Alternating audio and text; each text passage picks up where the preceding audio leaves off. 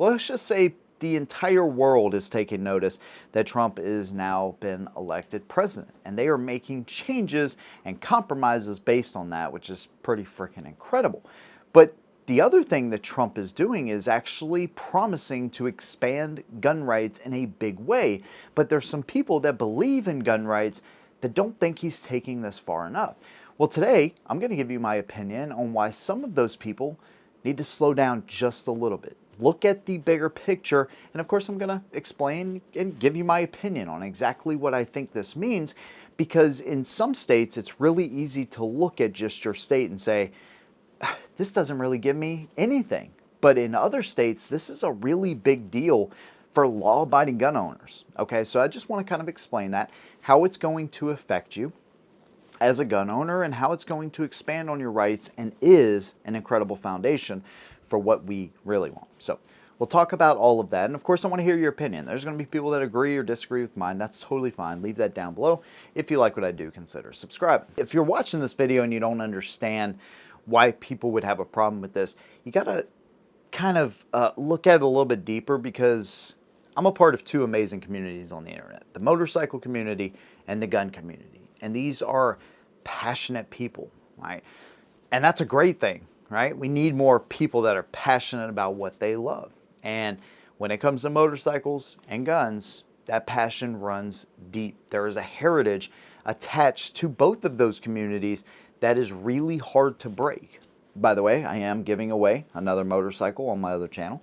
I'll leave a link down below for all of you here, because I know some of you do like to enter in on those things. Yes, we are giving away another motorcycle, 2020 Harley Davidson. Yeah, check it out. It's freaking awesome. Now, what Trump is talking about doing is actually signing a concealed carry reciprocity bill, a national one. Seventh, I will protect the right of self-defense everywhere it is under siege, and I will sign concealed carry reciprocity. Your Second Amendment does not end at the state line. Now, think about reciprocity in this way. If you get your concealed carry permit in your home state, there's going to be other states, a good majority of them anyways, that will recognize your permit in that state. So while they may have some different laws about where you can carry and where you can't, generally speaking, you're going to be able to cross state lines with that permit and go into another state. That sounds great. Well, that's the way the law is already set up. But here's the problem. Not every state is set up like that. If you live on the West Coast, if you live up in the northeastern part of the country, right, crossing state lines can be a real nightmare, right? And it can literally get you locked up, right? People have had the unfortunate circumstances of being locked up for lawfully carrying their firearm here, crossing a state line, imaginary line, if you will, and all of a sudden their rights are cut off right there at that state line. Hell, even in South Carolina, when I first started, Georgia did not have reciprocity with South Carolina, because South Carolina required a certain amount of training. Georgia did not. As long as you have a license in Georgia, you're able to get your concealed weapons permit. Well, now that was changed. Actually, believe it or not, Nikki Haley changed that. It's one of the things she did good for our state. But it expanded the time concealed carry permits are good, and it allowed you to carry into bars as long as you aren't actively drinking. And we also got reciprocity with Georgia. Before that, you would have to take the South Carolina permit, and then I believe it was South Dakota. I could be wrong on that. I don't really know, to be quite honest with you. But we had to take another state's permit, exam, and test, whatever, do that requirement to then get reciprocity with a neighboring state. And traveling between South Carolina and Georgia, or South Carolina and North Carolina, I mean, dude, people do this all of the time. It really is not a huge deal at all. So it's a very silly thing when both states look at the Second Amendment very favorably, and yet one will not recognize the other. Now, South Carolina sometimes is a little quirky when it comes to Second Amendment stuff. I've talked about that before, but at the end of the day, generally pretty pro-gun. Something I like to do to kind of show the ignorance of these laws and how they are, right, is look at the concealed carry map. So you click a state, you get to see reciprocity with others. Well, South Carolina is recognized by a lot of other states. There may be, different requirements or restrictions, because here you have to be 18, right? And as long as you can lawfully own a firearm, it's permitless carry now, right? You don't have to get your concealed carry permit. You can, right? But you don't have to. So concealed carry, open carry is constitutional carry state. Pretty amazing, right? I believe that 100%. But you better not go to Colorado, because they're not going to recognize a South Carolina permit. Well, New Mexico actually will.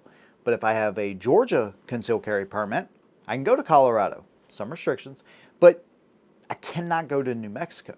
A lot of southern states don't have reciprocity with New Mexico. But if I live in Mississippi, I do. If I live in Texas, I do. And I say a lot of southern states don't recognize New Mexico. It's not a lot. It's just a few of them. But still, if you didn't know that, right, and you're taking a trip to Nevada, right, Las Vegas, you're driving or whatever, get stopped in New Mexico, that could be a problem. If I have an Illinois concealed carry permit, I can go to Nevada, no problem. If I have a Nevada concealed carry permit, Illinois doesn't recognize it. And it's not just about crossing a state line and where you can and cannot carry. Do you have a duty to actually inform a police officer if you're pulled over in that state, if you're a concealed carrier or not? There's just so many clouded rules, and it's like you almost have to be a quasi law student in order to know these things, especially if you travel a lot. If you don't travel a lot, it may not make a difference to you. But here's where it does make a difference. Those states, those northeastern states that aren't, Maine or Vermont or New Hampshire, where you can't carry in any of the other neighboring states or anywhere on the West Coast, or Illinois, of course, is one of those. Colorado and New Mexico, they're kind of wishy-washy, right? Only if other states recognize theirs will they recognize yours. And well, national concealed carry reciprocity would end all that as long as you have a permit. One thing a lot of people want, including myself, is national constitutional carry, which means you can carry wherever you want in the United States without a permit. But what you're going to do, if you're able to get concealed carry reciprocity, first of all, you're going to make the process a heck of a lot easier for people that are traveling across the United States as long as you have a permit, right? Now, there's going to be states that either strengthen the permit requirement or just make the process harder than what it needs to be, where a lot of people may say, man, this isn't even worth doing. But in return, you may have a lot of citizens that say, okay, well, they made it hard in my state. I'm going to go to a neighboring state, get my concealed carry permit over there, and then I'm good to go. But you still are going to give people an option to be able to carry wherever the heck they want to without fear of having to cross those state lines. Now, I do believe on some level, they got to make it where if I got a duty to inform here, do I not have a duty to inform here? There's some states where your license is tied to your concealed carry permit. What do you do with all of that, right? Because that still adds another layer. Like, okay, well, I'm in a state where I can be, but this state is a duty to inform state. Well, I didn't know that. Well, the cop finds out, right, that you're a concealed carry permit. I don't know. Or that you have your gun on you. What happens in that situation? So those are some things that probably need to be looked at as well, right? Where there's no duty to inform at all, right? It should be a given that if I come across a United States citizen, the chances of them being armed are high. But me, as a police officer, the ones who respect the Constitution say, hey, as long as they don't do anything wonky, right? As long as they're not reaching for anything or acting crazy, you're carrying and so am I. We're all good to go. So I think removing the duty to inform would be another good thing. And then this is going to build upon getting to the golden constitutional carry promised land, if you will. Now, I understand that you only have 4 years, and it may only be 2 years, right? Assuming that we do get the House. Now you got the House, Senate, and of course the President that's willing to sign something like this. So every single day is going to matter. And with everything that the President's going to be doing and trying to, not bring the world into World War III, trying to keep us out of that kind of stuff, and fixing economical issues and border and all of that kind of stuff. There's a lot on his plate. You need somebody, I hate to say another federal agency, but you need somebody that can track all of this, right? That can go to bat for concealed carry and suppressors and NFAs and ATF and really make sure this stuff falls in line with his promises so that way it can get passed through and people can finally get to that national constitutional carry, because that is the ultimate goal.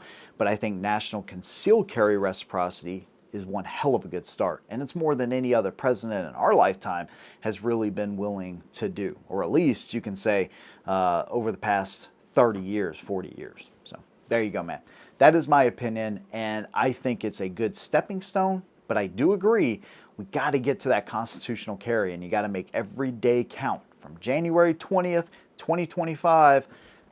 For the next 2 years, you really got to make that time and every single day count, because our gun rights could be expanded or stalled like we've seen in the past, and we want to expand them as much as we possibly can.